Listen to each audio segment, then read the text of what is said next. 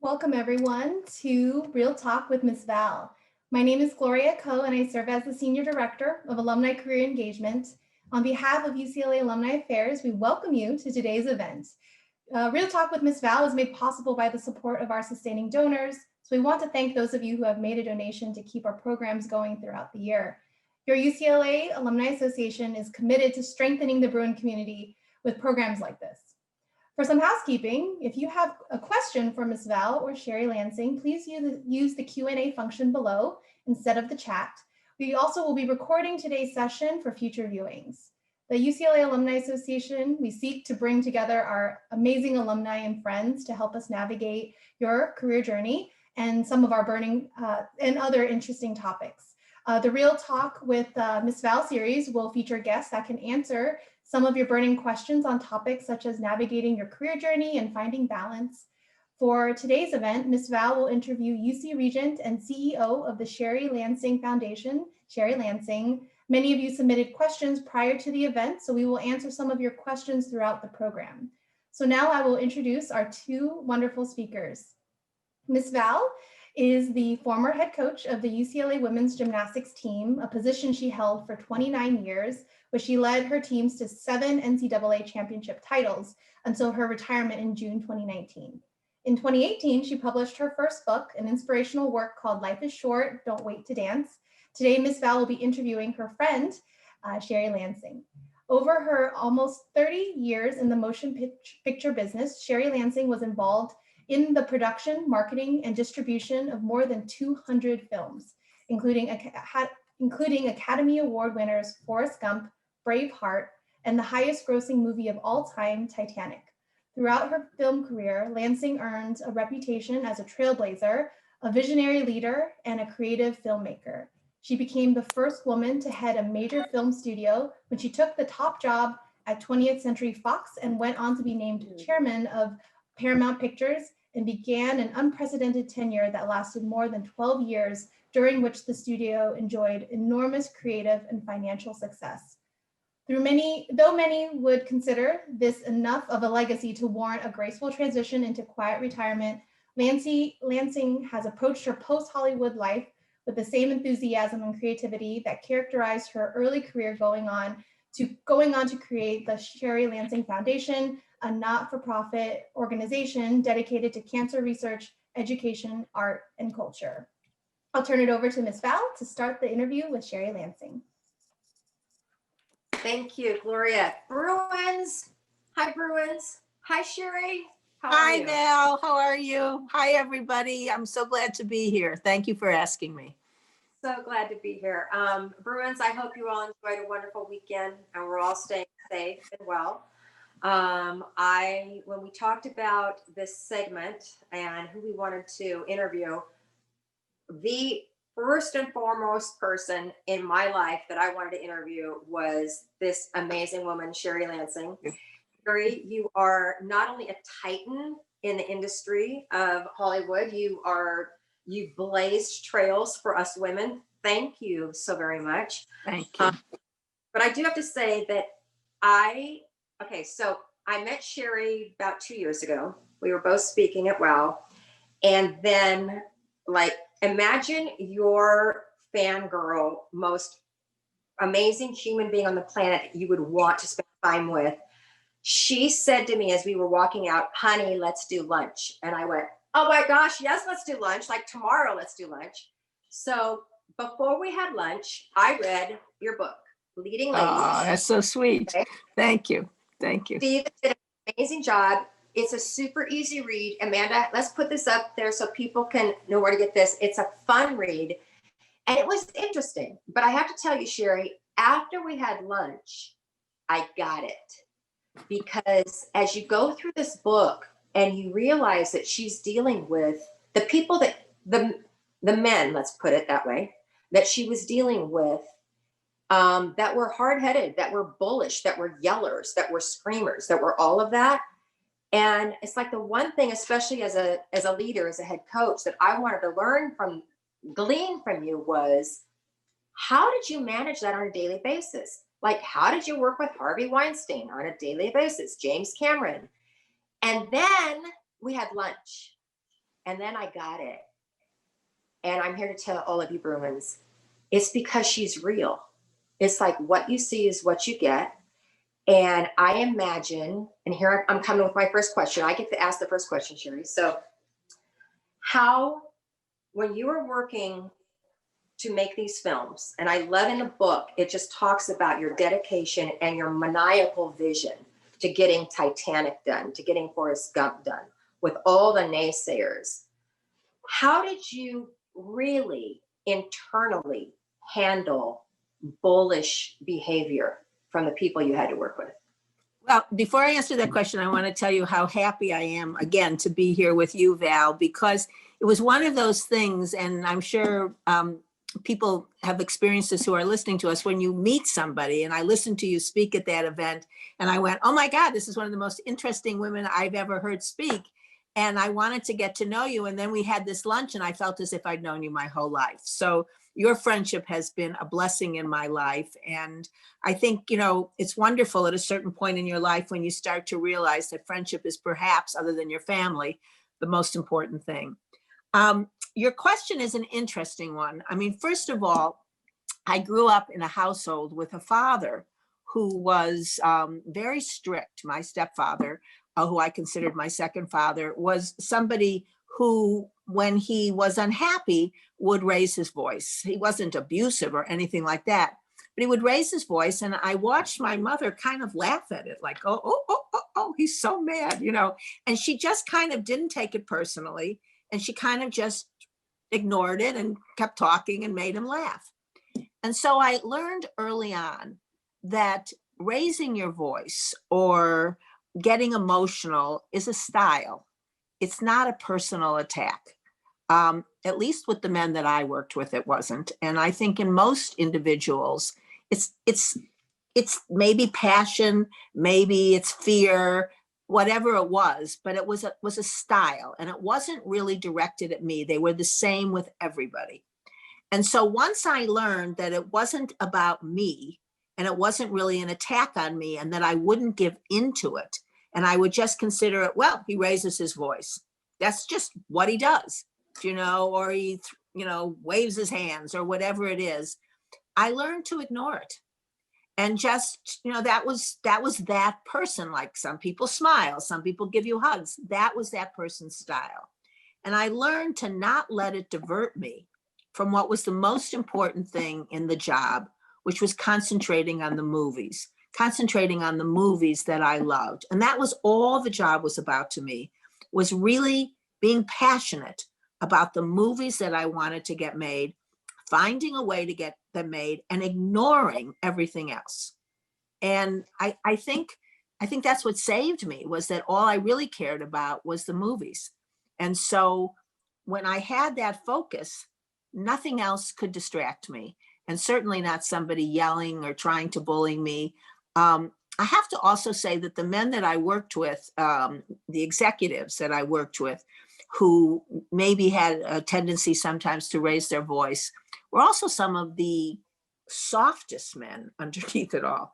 I mean, I used to say, like, they're like my father, they were a mush face underneath. They were kind, they had integrity, they were decent. I don't know what I'd have done if they didn't have those qualities, because that would have put me in a difficult position if someone didn't have integrity, if someone was cruel. I mean, every once in a while, someone that I was working with, you know, would raise their voice, and I would say to them, that person left in tears, and they were like shocked, and then they'd run over and apologize. So the difficult men that I worked with, and I'm talking about the studio executives, I'm not talking about all of them, were really men of great integrity also. And they were all men, you're right. That's not true anymore. I want to say the great thing that's happened is now as many women run studios as men, and it's not perfect yet, but we've made tremendous progress. You know, I think that what you're saying is such a great lesson for all of us, because I know that so many times when somebody is acting like that out at me, I want to fix them. Like, I was raised with a dad who was just really volatile. And instead of just letting it roll off my back, like you said, Sherry, it was like I got all self-righteous about myself and thought it was my place to fix him. You can't. It's just their way of expressing themselves. Do you know, it's like I get very emotional when I care about something. I sometimes repeat myself, and I just want people to get it. You can't fix them, and it's not your job to fix them. And I think the key is assuming they have integrity, assuming they're not cruel, assuming, in my case, it was just simply a style, and I learned to let it roll off my back. And I remember once the number 2 person had just been hired at the studio. His name was Donald, and we went in to see the person that we needed to get permission from, and he just said, "This is the most terrible script. This is the most this. This is the most this. How can you possibly want to make this?" And his voice got very intense. And we left, and I said, "Don't worry, we'll come back tomorrow and we'll get a yes." And sure enough, we did. And 2 weeks later, when the same thing happened, Donald turned to me and he says, "Well, at least he's consistent. We know what we're going to get all the time." So it didn't bother us. That's great. He's consistent. I have like 12 follow-up questions to this right now. The fun part that Bruins, you were so excited to have Sherry with us, that we have more people signed up for this than we've had in the whole series. And we have had more questions come in. So I really want to get to your questions. So I'll start talking right now. Let's go to a question from Lisa Martinez. Thank you so much. You were one of the first people to send in a question for Sherry. And it takes off on what we're talking about, actually. In a male-dominated field, how did you overcome the double standards, such as being aggressive is seen as a negative for a woman, where for a man, it's assertive or positive? I think you have to ignore all the stereotypes. And the one thing I have to say is be yourself. And if you try to modify who you are, you will be inauthentic and you will be uncomfortable in your job. So I'm not saying that I wasn't aggressive. I'm not saying that I wasn't strong. I'm not saying that I didn't do those things, but I was always myself. And I always had great empathy for the people that I wasn't able to say yes to, because I had been a producer before and I had tried to get movies made, and I did get quite a few made, but quite a few not. And so I understood other people's pain. So I never had a desire to be cruel or callous or quick with a no. So I would say, if you have empathy for other people, you are going to be strong. You're going to push with passion. And I think passion is maybe, a better word than aggressive. I had great passion. I never gave up on things I wanted. So in that way, I was very aggressive. But I think if it's not coupled with this kind of snideness or smugness or cruelty, and if you just have to be yourself and ignore all the other stereotypes, whatever you are, don't try to be like anybody else. Whatever you are, be who you are. Is it fair to say that you did fight back, or is that word fight not the right word? I fought back, but I don't think of it as fighting. But I did, of course I did. I just told you a story where, the first answer was always no. And then the second answer was almost always yes. I can't think of one thing that we didn't get done that we wanted to. But you have to, if you want to get something done, the word that I would use is passion. And if you have passion for what you want to do, no matter how many times somebody tells you no, you're going to come back and you're going to say, I will not accept that. And, it took, when I was a producer, it took us, I think, 7 years to get Fatal Attraction made. So we got turned down twice by every studio. The same thing with The Accused, maybe 3 times by every studio. But when you say fought back, I would say I didn't give up. And that came from being passionate about it. And the things that I gave up on are things that I didn't care enough about. And so I also found, both as an executive and as a producer, a very ironic thing, that the things that came the easiest were usually my biggest failures. And the things that I had to fight the hardest for, there are exceptions, were usually the most successful ones. So that was always interesting to me. I kept thinking, well, if they're all saying no, this must really be a winner, and the ones that came the easiest were often the most disappointing in terms of critical as well as commercial success. So yes, I fought back. Of course I fought back, but I like to think the way I would describe it, I wouldn't use that word. I would use, I never gave up. I never lost my passion for it. And I just kept coming back, like a punching bag. Okay, I'm back again. How did you handle the critics? Like when you said, you made a movie and it gets panned. It hurts. That's the truth. Critics think that, there's nobody on the other end reading it. And when you make a movie, like anything that any of you who are listening are doing, it's your life. You care about it. You put so much of yourself. It usually takes, if it comes together easy, it takes about 3 years to get a movie made. You have to develop the script, then you have to shoot it, then you have to distribute it. And when the critics take your child, so to speak, and say, that child is ugly, or whatever they want to say, or not worthy, it hurts. And, when I was a producer, I can remember crying and not wanting to get out of bed in the morning, and, you get the reviews on a Friday, the picture comes out Friday, and just lying in bed and just going, I don't want to see anybody. I was so devastated. I couldn't understand it. And it's over in a minute. And it had taken years to get made. But I learned a lesson. And many people have said this, that success is not built on success. It's built on failure. And you fail, and then you learn from it, and you pick yourself up and you try again. So I would think the greatest thing that people have to have, obviously you have to have talent, whatever, when you're making a movie, is resilience, or in any job. So you ask, you have somebody who, raises their voice at you or shoots down your idea in a sarcastic way. If you let them take your dream away, they win. But if you have resilience, you come back and you say, no, I don't care what you say, I'm not giving up, And so, but, it hurts plenty. And it hurts, it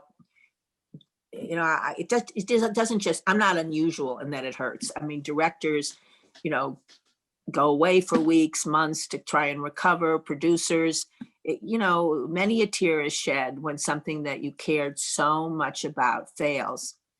And the good news, if there is any, when there is good news about how the market is changing, is a lot of these things are rediscovered.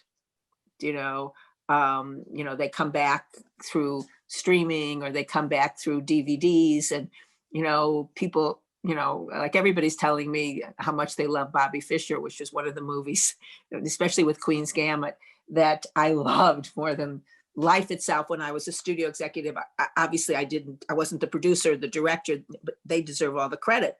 But I'm telling you, we released it like 3 different times and nobody came. Now everybody's seeing it because of the Queen's Gambit. They're going back and hearing about it. And I want to go, where were you when I needed you? Very true. Very true. When I met you, Sherry, I was retiring. And one of the most wonderful things that you shared with me was, honey, you're not retiring, you're rewiring. And I literally, that got into my DNA the moment you said it. And I have lived that the last year. I'm not retired. I have rewired. Isn't that brilliant, Bruins? Isn't that just fabulous? Not my word. I read it somewhere. I'd like to take full credit, but it's not. It was in a book I read. That's fine.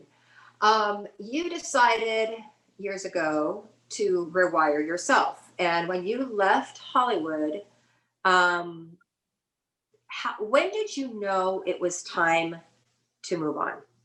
So I always said that when I lost my passion, when I didn't cry in the morning, when something failed, when I didn't feel the ups and the downs as intensely as I did, that I knew that it was time to leave. And I watched myself, and as you said, I was involved in over 200 movies, and I watched myself feel that I was repeating myself. And the highs weren't as high and the lows weren't as low. And I thought, wow, I'm losing passion. Is that due to age? And I thought, no, I haven't lost my passion. My passion's going someplace else. I found that I would rather listen to what some scientist was doing in cancer research, or I'd rather go to a Regent's meeting and learn what was going on with the University of California, or I'd rather go to a high school and learn about how we are serving perhaps people that are in the underserved community. And I found that my attention was shifting, and that made me know that it was time to leave. And I have to say, I think life is about chapters. And when you, and it's perfectly fine to do the same thing till the day you die, but life is about chapters. And when you find that you feel, and it's only you, that you've completed a chapter, then the greatest gift in the world is to move on and to start again and recreate something new. And as you say, you're not retiring, you're rewiring. So when I left the movie industry, I had always known that if I was successful and I could afford to do it and start my own foundation, that's what I wanted to do. And it was like, when I left, it was like, I felt like I was a college kid. I felt like everything was new for me again. I had to learn what was a stem cell. I was on the stem cell board. What did that mean? I had to ask people questions. I had to read books. And it was like starting a whole new life. And I felt young. I left at 60 and I felt like I was 40, like I was just graduating college. That's the feeling I had. And I think that starting new things is scary. You have to be prepared to leap. You have to put your foot in and see what interests you, so to speak, or put your toe in and then your foot. But for me, it was such a gift. It's the best thing I ever did in my whole life, was to start a whole new chapter and to learn new things and to rewire, not retire. And I think curiosity keeps you young, change keeps you young, and keeps you relevant. So I feel very grateful that I could do it. I don't miss one thing about the movie business, and yet it was the greatest love, other than my family and my husband and my kids, that I had for 20, 30 years. But that's a lot of years. I hope somebody's taking notes, or this is it is being recorded, because there's all these nuggets that you're saying that I'm looking for my pen to write down that are just absolutely priceless. And you literally have just segued to my next question so beautifully. We are connected. Jill Kuhn, thank you for sending this in. How can we overcome ageism when embarking on a second or third career? And I think that for Sherry, I think that you're in a very fortunate position in that you could go follow your passions, and that you didn't need to worry about income and bringing money and all that. And we got a lot of questions. This is just one of them about ageism and how to forge a new career. So I think ageism is the biggest problem facing our generation, my generation, and people. I'm 76, so believe you me, I faced ageism, and when I stopped, I was 60. So thank God our next president is he 78? I mean, it suddenly, I don't know what he is. President-elect Biden is either 77 or 78. So we're all young still. So 90 is young. I think that we have to really start working on this, because in the motion picture industry, ageism is the biggest problem. I mean, we fought for civil rights. We fought for the women's movement. We fought for gay marriage. We fought for everything. But no one's fighting for this. No one's, raising their hand and saying, hey, wait a minute. I am still valid and can do things, and I am still relevant. And I think this is a huge problem. I do not have the answer. Some of the work that my foundation does, We have several programs that are only for people over 60. And we have, 75, 80-year-old people in these programs because we want to redefine age, and we have to. People are living longer than they've ever lived before. And I'm hoping, whatever your politics are, I'm hoping that when people see, President-elect Biden and they say, well, look at that, he's president. That means that's not old, and he's vital and he's young and he's running the country. Well, I guess if he's running the country, I can probably get this job, but I'm not going to tell you that I don't think this is the biggest problem in the entertainment industry. And I think it's one of the biggest problem in all industries. And I think the way we have to do it is it's a movement. We have to do what we did, those of us who are in my age demographic or, 10 years, 20 years younger, we fought for women's rights. We fought for LGBTQ. We marched for civil rights. So why can't we march to redefine ageism? I think we have to. It's illegal, by the way. So, you can't prove you didn't get the job because of that. But, you have to call people on it too. But would your suggestion for people who are a little bit older in the workforce that are not ready to either leave their job or aren't willing to just lay down and say, I'm too old, which nobody should ever, unless you're dead and in the ground. I remember Rayford Johnson saying, if you're not working out and exercising, then you're dying. And I was like, ever since he said that, I got you, Rayford. But would you agree, or do you think this is just being too simplistic, that if you are up for a job, I keep going back to the cornerstones of Coach Wooden's pyramid of success.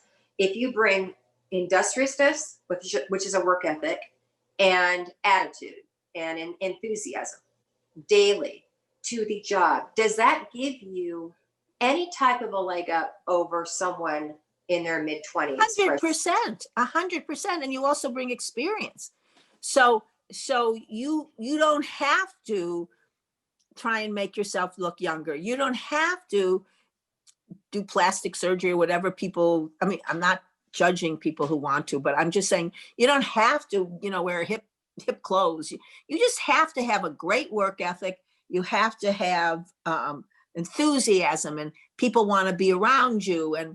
But I'm not going to deny that ageism exists because I've seen it. It's especially prevalent in the motion picture industry. I've seen it tremendously. But I think that a lot of people are dealing with this issue. And I think that as we get role models that are older and they're still relevant, then you keep moving the age up.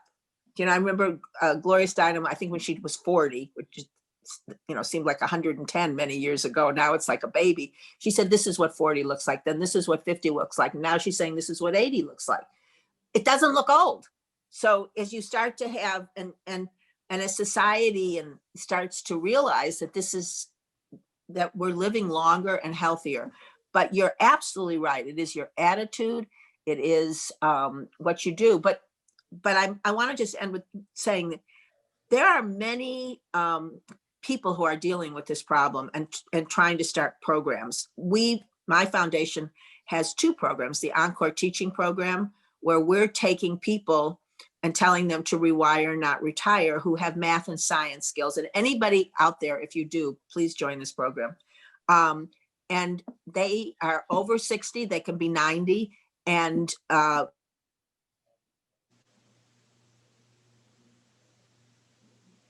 they get their teaching credentials, and we're putting them into inner city schools of the highest needs, and everyone can get a job.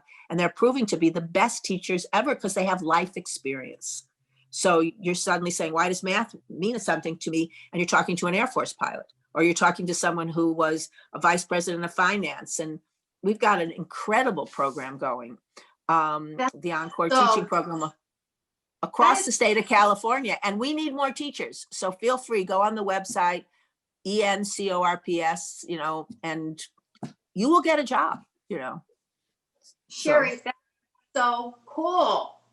Well, there's a shortage of, going to be a shortage of so many teachers, and especially in in COVID as well, because if you graduate college, just think about this in your 20. I'm a former math teacher. You graduate college. When I graduated, you were thrilled to be a teacher or a nurse, which are still fantastic, fantastic professions.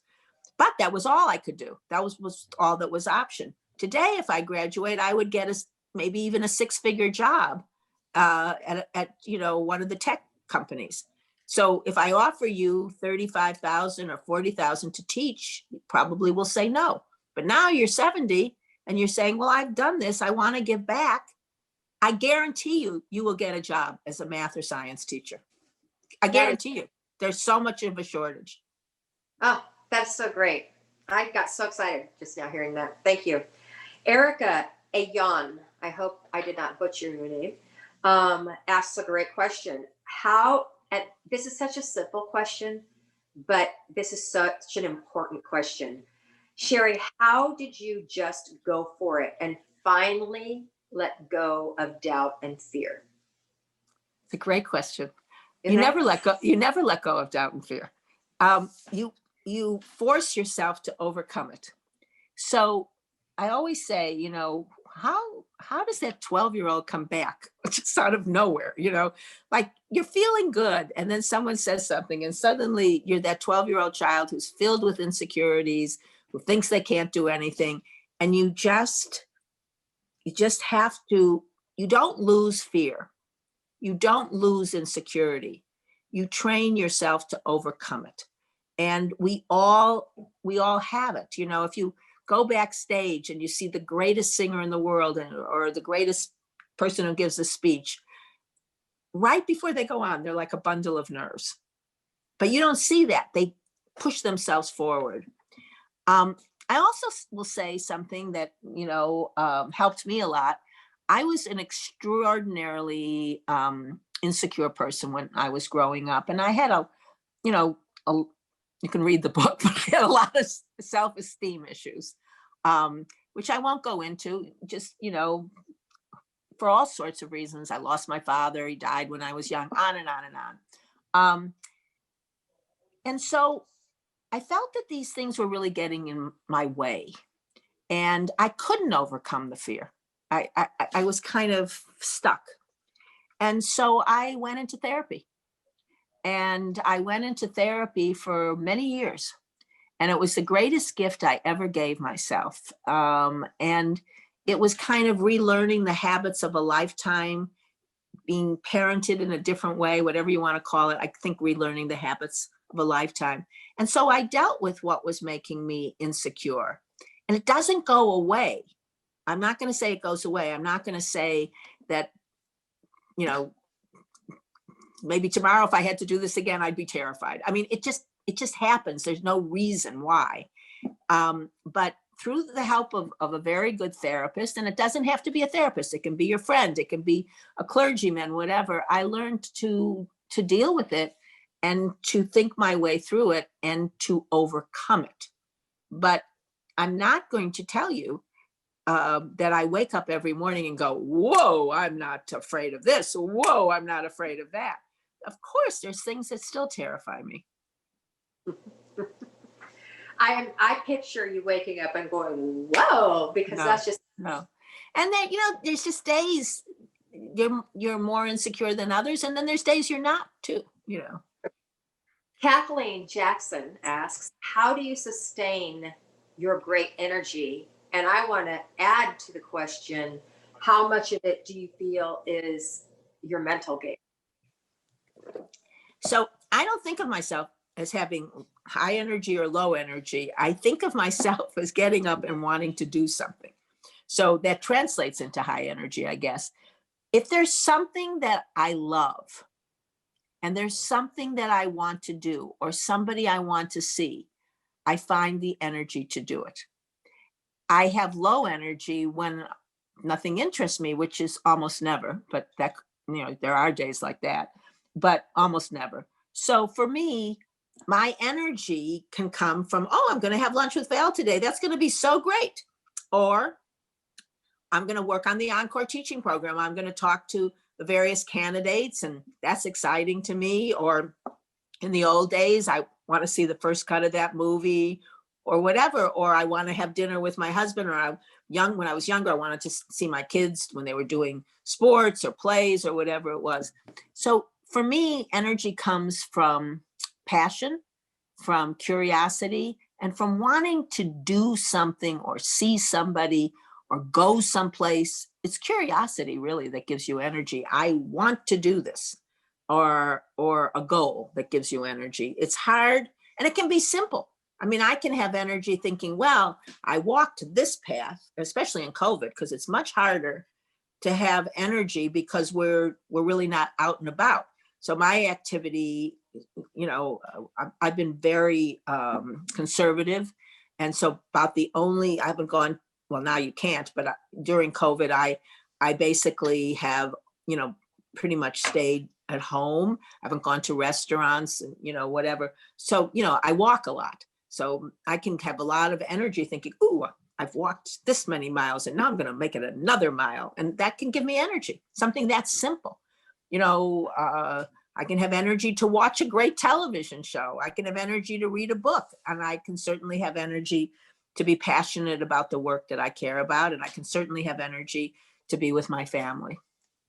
Have you found through COVID that you've had to be more deliberate in making sure that you maintain your daily curiosity and your COVID has been a very interesting time for me. And I learned things that if you had asked me a year ago, I would have said no. If you had told me March 13th or whenever the shutdown was, I can't remember if it was March 13th or March 17th in LA, that we would still be shut down now, I would have said, oh my God, I'll go crazy. And the first few days of COVID, because I was used to getting up every morning, going to my office and going out for lunch and dinner every day, or let's say 6 days a week. And suddenly you were shut down. And it was very interesting to me and how quickly I adapted to it. And I was kind of shocked. And I want this to end. I want the vaccines to work because the suffering that is going on is unbearable. And, and so I want it to be over. But what I took from COVID, and I know I'm very lucky, so I really want to say this. I want to be clear. What I took from COVID is what is good about this? What can I learn from this? And first, I learned that since you really couldn't see anyone except maybe in your backyard, you could see like one person if you were 6 feet away, if you had a backyard, or you weren't supposed to be inside, but if you were 10 feet away, you could do that. I learned that my world got much smaller, but much deeper. So I don't see hardly anybody. So I only see the people I really, really love. And I have much more of an intimate relationship with them. I learned that my time with my husband was such a better quality. First of all, because we were never arguing about what to do socially, but it was just, we had real quality, quiet time together, which was very healing, and with my kids as well. And then, I learned how great it was not to wear makeup, how great it was to be in sweats every day, how great it was not to have to go to a black tie dinner, the benefit of Zoom, how I could support a charity just by pressing a button and watching a show and not have to be there. And how good it was to have time to exercise, which I didn't do enough of, which really is very satisfying to me.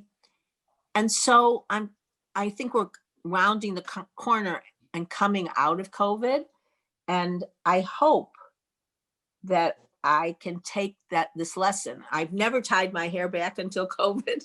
And it's such a blessing not to have my hair done.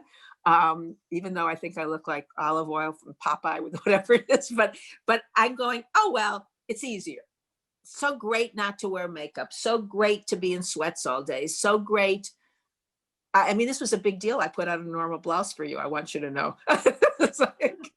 So I haven't found it hard. I mean, some days it's like what we talked about, some days you're insecure. Some days you go, oh my God, this is the 900th time I've done this, but pretty much I have enough books to read that I wouldn't have read. Television is absolutely extraordinary. There are so many things to see that I wouldn't have seen. And the friendships, I do Zoom calls with my friends, are so rewarding. So I feel I'm very, very lucky, and I'm concentrating with gratitude on the fact that no one in my family is sick and that we're not losing our home. And I realize how horrible it is for everybody. So I do want it to end. But I've learned a lot about a simpler life and how satisfying it can be. That was beautiful. Yeah. That reminds me of something I read just the other day that said, gratitude makes what we have enough. Yeah, that's exactly right. You just said what I was trying to say. And, when we had Thanksgiving, of course, we didn't have our whole family. We could only have our boys over because otherwise we couldn't be socially distanced. And we were sitting outside, and we didn't know if it wasn't cold, but we thought it might be. And I was saying, well, wear your ski clothes. We don't ski, but anyways, wear a warm jacket, technically, And then I said, let's concentrate on how lucky we are. Let's not concentrate on what was taken away, and a lot was taken away from a lot of people. So I don't want to make this sound strange, because I know how many people are losing their businesses, and I know what a terrible time this is. And I pray that it's over with these vaccines very, very soon, which I think it will be. Yeah. Scott Weimer asked, and we're kind of getting back to what we started talking about. I don't know how you're going to answer this, actually. What were one or two of your biggest challenges? Because, I think about when I read your book, and it's like trying to get Titanic made or Forrest Gump. Well, I think trying to get every movie made was a challenge.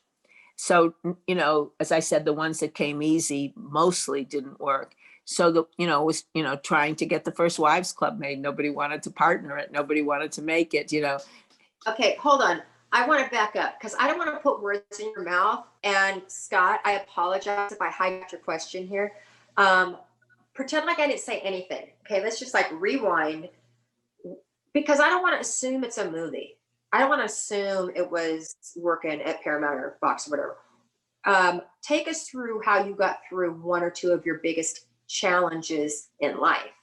So that's a better question, actually. My biggest challenge in life was to have a balanced life. My biggest challenge in life was to find my biggest challenge, and now my biggest satisfaction, was to meet my husband and fall in love at the age of 47. And to meet somebody who wanted me to be me. Up until then, most of the relationships I'd had, I know this sounds archaic, but the people I was involved with, and they were good people, so I don't want to criticize them, they wanted me to give up my work or felt that I should work less. And I loved my work. And so my biggest challenge was to find someone my biggest challenge was to be me and to figure out who that was. That was through the therapy. Once I figured that out, to accept the fact that I loved work and that I didn't want to give up work for marriage or to raise children. And so my biggest challenge was to figure out how to balance it. So I got very lucky. I met my husband, Billy, who is very independent and self-reliant and who didn't want me to change. And then I got lucky because I don't have my own biological children, and he had 2 children. And so I became a stepmom. And that was the greatest gift of all, that I have these 2 wonderful boys who have wonderful mothers, but I'm also a mother to them, and who have given me nothing but joy. So I think the biggest challenge was to accept that you can't necessarily have it all, but what is it that you want? That's great. Jane Besson asks, first of all, she has a comment, which I think is wonderful, Jane. Thank you for sharing this. Having experienced ageism, she's found that there's always a silver lining with failure or disappointment. New doors open and new opportunities present themselves, which I don't know. I've been experiencing that a lot lately. So this resonates a lot with me. And she's asking, Sherry, can you share some examples where failure led to another success? Almost every day. So that's a great question. So I have to think. So I failed as much as I succeeded. I failed. So we'll start with personal. I failed, in being attracted to maybe people who were emotionally unavailable and trying to think it was my fault and trying to, get out of them something that they didn't have or couldn't express. And so each time I did that in a relationship or with a girlfriend, even, I mean, whatever, it doesn't have to be a male-female relationship, I learned, and eventually I stopped, and eventually I was attracted to somebody who was capable of loving, who wasn't judgmental, my husband is actually the first person in my life that offered me unconditional love, so I learned through these experiences, that's what I wanted. And my girlfriends are all like that. I learned that I didn't want to be with girlfriends that were critical good criticism is okay, but that had a negative energy. I didn't want that. And then in movies, you fail as much. I think 3 out of 10 movies make money, something like that. You fail as much as you possibly can imagine. And each time you fail, you learn from why you failed and you learn not to do that again. No one wants to see a movie about this. So don't do this. Or you made a mistake here. I remember the first thing that just came to my mind was this movie, Sabrina. Sabrina was a classic movie. And so I learned, and we did a good job, and it's a good movie, but nobody wanted to see a remake of something that was considered a classic. At least at that time they didn't. So I learned not to touch the classics. Don't try and remake them because the critics will kill you. Every day now in the not-for-profit world, you try to,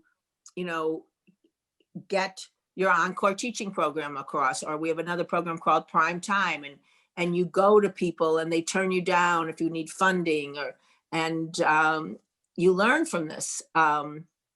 You learn how to refine your pitch, to come back again, to come back to the same person, or you learn that person's never going to give you, or foundation is never going to give it to you. So every day you experience failure, every day, some little and some bigger, and you learn from it and you pick yourself up and you try again. Without asking you to be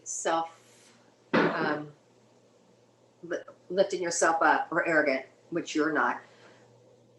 If I were you, I would wake up every morning and go, dang, I got the biggest grossing movie of all time made in Titanic. Oh my gosh, Forrest Gump has touched so many lives. I got that. Do you do that? No, but I do something. So no, but so I understand. So no, but here's what I do. So I am very, very satisfied with the achievements that I had in the movie industry. That's why I could leave it, if that makes sense to you. I don't flagellate myself and say, oh, remember this, remember that. And I also know that I didn't direct Forrest Gump. I wasn't the producer. I greenlit the movie.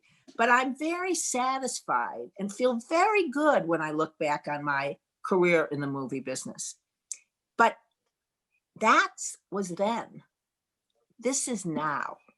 And I have so much more that I want to achieve, that I live totally in the present. I don't live in the past. I never think about the past. This is the most I've talked about the movie industry in probably 2 years. I don't talk about it except when I do something like this.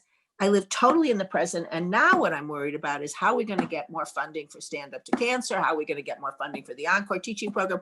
How are we going to defeat ageism? So I'm always in the present with whatever the present problem is. But I don't look back on the past with regret at all. I look back on the past and I feel good about it. That's wonderful. That is so important for all of us, myself, to hear. And I remember when we had lunch and I was terrified of leaving UCLA. And it's like my whole identity was going to be gone. Not at all. Your And identity lives forever. You know, your track record is so extraordinary. And I you know, all of us should look back on, you know, whatever we did in life and feel good about it. But if we stop, then, you know, it's over, you know. So then you have to say, well, what is the next? I don't mean a mountain to climb, because I don't think it's necessarily work. You can say, and that's one of the things I've learned about, you know, during COVID, it can be just, you know, going for a lovely walk with a friend. It can be just having, you know, a quiet meal with your family. Those are the moments we're not going to remember when we lay dying. We're not going to wish for one more day at the office. We're going to wish to be touched, to be held, to be with the people we love, you know, walk on the beach. And that is the gift that COVID has given us, is that we can't do anything else but that. That is very true. Sherry Mendelson asks a really wonderful question, especially for nowadays. How were you able to, when you were making movies, but even now, your schedule is just as busy, it seems.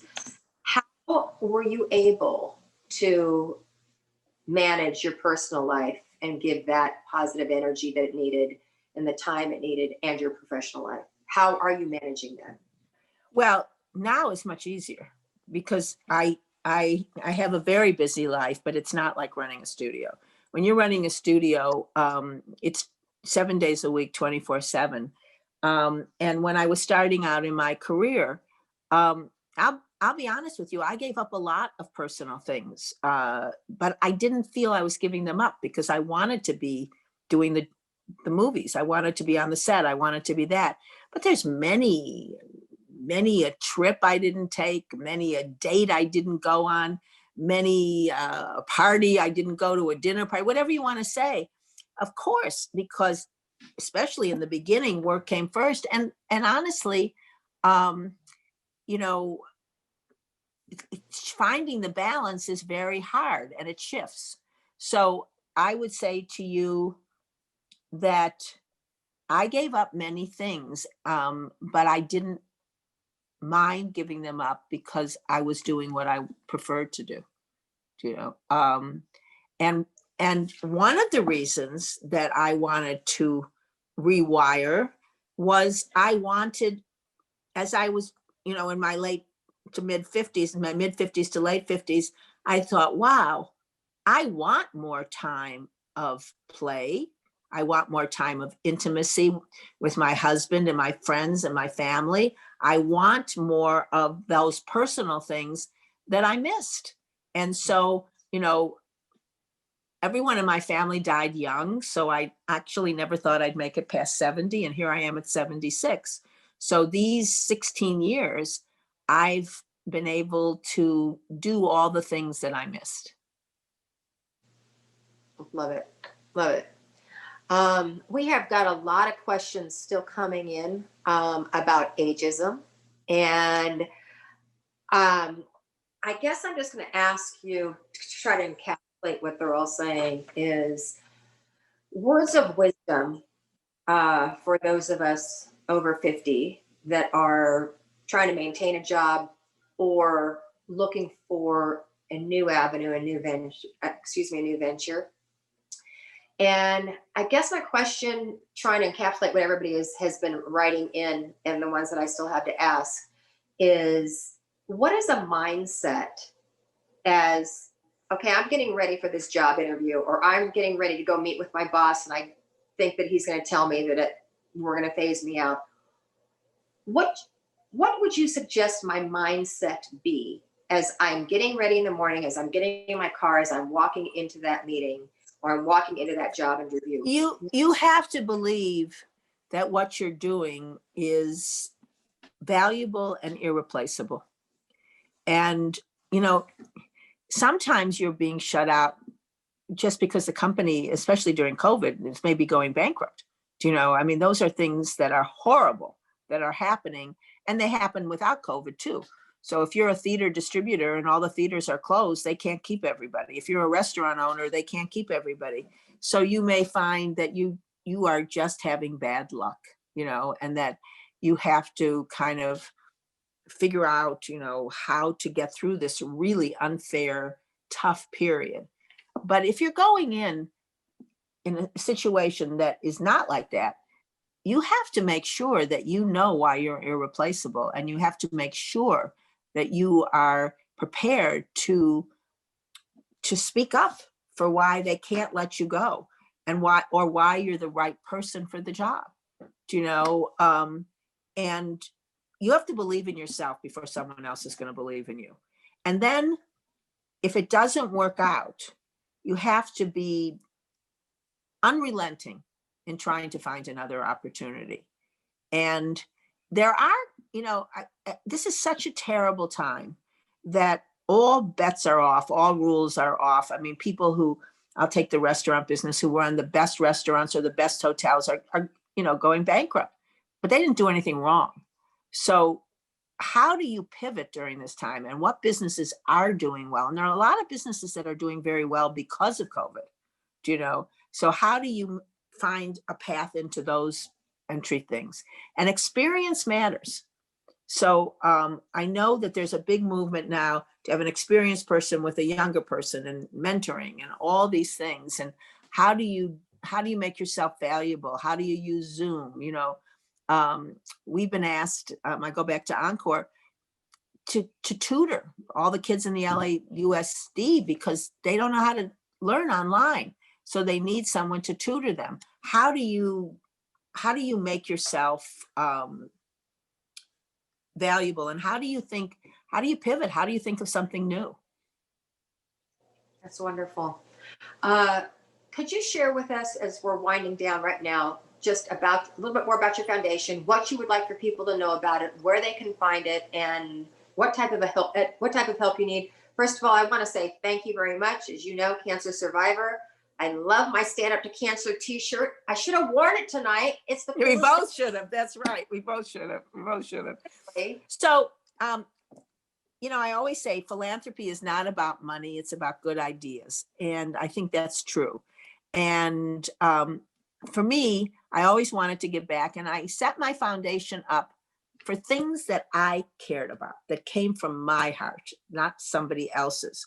So I lost my mother to cancer when she was 64, far too young, to ovarian cancer. And I wanted to support cancer research in order to honor my mother. So there's 3 buckets in our foundation. One bucket is cancer research. And the primary thing that I'm involved in is I'm one of the founders of Stand Up to Cancer, which is founded, you know, by 7 women who came together and all been touched by cancer, as I'm sure every single person on this Zoom call has in some way or another, either themselves or their friends or their family. And that's been very successful, even though obviously during COVID, more money is going to COVID research, but that's done very well. I think we've given away over $600 million to cancer research. So it's been fantastic. Not me, everybody doing it. And then the second thing was public education. So I became a regent, and I support a lot of other public education programs. And the third came about because of ageism, because I saw what was happening to my friends who were losing jobs and not getting jobs, whatever. So it really is about Encore careers. So we have the Encore teaching program. We have Prime Time, which is a volunteer program in the LAUSD school district, where whatever your skill set is, we can place you, but it's not paying. But sometimes you just want to be relevant and feel it. And so those are the three buckets. Anyone who's listening who wants to be involved in the Encore teaching program, you just go on Sherry Lansing, or you go look up ENCORPS under Sherry Lansing Foundation. It'll show you exactly how to apply. And the Primetime program, the same thing, is run by a man named Doug Collins, who does an extraordinary job, who runs my foundation.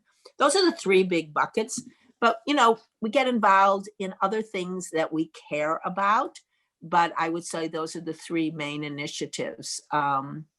And, you know, I guess I'll end with a story about Stand Up to Cancer, because it's kind of a story that shows the power of people who had an idea. And as I said, there were 7 of us, so it was not me. So we had all been touched by cancer, and 2 of the members of Stand Up to Cancer had cancer while we were doing this. So we were trying to figure out what we could do, when we were from the entertainment industry, and we thought we could do a telethon. And I won't go through how we convinced the networks to give us an hour of commercial free time, but we did. But now we needed to raise money before the telethon, and we decided to go to Major League Baseball. This is really a story of the men will excuse me about the power of sisterhood, actually. So if the men I know could have done the same thing, but we were all women. So we decided that cancer was America's disease, unfortunately, and baseball was America's pastime. So we wanted to go to one of the baseball owners. We went to him. He said, I can't do this. I can't. I will get you an appointment with the commissioner. So the commissioner was a man named Bud Selig. And on a Sunday afternoon, I got a call that the commissioner was in town and he would see us at 5:45 to 6. And I went, I used to run a studio. 5:45 to 6? That's all the time? And they said, yes, that's all the time. So put your ego out the door, forget about it. You have a mission. So we went, all 7 of us, to the commissioner, and the commissioner walked in with his wife, Sue. I'll never forget this as long as I live. This was probably 11 years ago. Commissioner walked in with his wife, Sue. And first, my friend Laura Ziskin was struggling with the disease and told him how terrible it was, what she was an impatient patient. We needed to do this. Then somebody talked about how we had all 3 networks. And then it was my job to turn to the commissioner and say, and so we would like you to give us $10 million. Of course, you can do it over 3 years. Now, I had never asked anyone for $10,000, let alone $10 million. But I had to say it like, could you please pass the water? And I did. And he went, well, and then his wife gave him what I refer to, you can't see it, a clap. She gave him a nudge like that. And he said, laughed. And she said, come on, Bud, what are you waiting for? And he laughed and he started to smile and he said, okay, I'm in. At which point, it was like the beginning of Stand Up to Cancer. I mean, we couldn't believe this, but all of the women started to cry. And he left 15 minutes later, and I turned to them and I said, this is wonderful. I'm thrilled, but never cry again. If you cry, it shows that we didn't think we were going to get it. Absolutely never cry again. And we never cried again. And we just kept going. So, you know, it's a great story because it was a woman who gave him a boom and said, come on, to her husband, what are you waiting for? It was the generosity of Major League Baseball. Obviously, all the teams put in some money. And it was the beginning of Stand Up to Cancer. And without them, we would never have had Stand Up to Cancer. Yeah. And I like the whole little sub story that you don't need an hour-and-a-half meeting to get something done. 15 minutes. 15 minutes. 15 minutes. But that's a good story, but I cannot begin to tell you the number of people that have turned me down for $100. So that was a good story. That's a good way to end on an optimistic note. Sherry, I hope that you are feeling all of the love from all of us Bruins, all of us that are here with you. I just am so thrilled to have been able to spend this hour with you. Thank you so much. And Bruins, I'm going to ask you right now, I want you all like to just kind of go like this right here. And I want you to wrap Rayford Johnson in our arms. Okay. He's struggling right now. And I would love for us to just keep him, his wife, Betsy, his children, his family in our thoughts and in our prayers. And just lift him up with tremendous energy. And I'd like to invite you all back for January 7th. It's going to be a Thursday, not a Tuesday, but a Thursday. We're going to continue this series with another one of my most favorite people, Dr. Bill Parham, who was our sports psychologist at UCLA for about 30 years. He has gone on to work with the Lakers, but I feel like the most interesting thing is he has started the health and wellness community for the NBA. And we all know how important and what a hot topic mental health is with everyone, especially our athletes out there. And especially during this time, we will be in our 10th month now of COVID when he comes on, to just help us all deal with our personal health and wellness. But that will be on January 7th. I hope you all join us. And once again, Sherry Lansing, I cannot thank you enough. I absolutely adore you. Well, I adore you, and it was such a privilege to be here. And I will say a special prayer for Rafe. He was very special with the Olympics when I was involved in the Special Olympics. But I want to thank all of you, and I also want to say that I see there's a lot in the chat room, but I can't get to it and talk to you at the same time. So anybody whose questions or I didn't answer, the Sherry Lansing Foundation is in the phone book, and feel free to call and we'll give you an answer, because when we go out, I won't be able to read the chats. And Val, you're the best host and the best friend anyone could ever have. And I love all you UCLA Bruins, and I'm honored to be here today. And it was a total pleasure on my part. And thank you so much. Thank you. Happy holidays, everyone. Be safe, be well, and we'll see you in the new year. Take care. Bye-bye.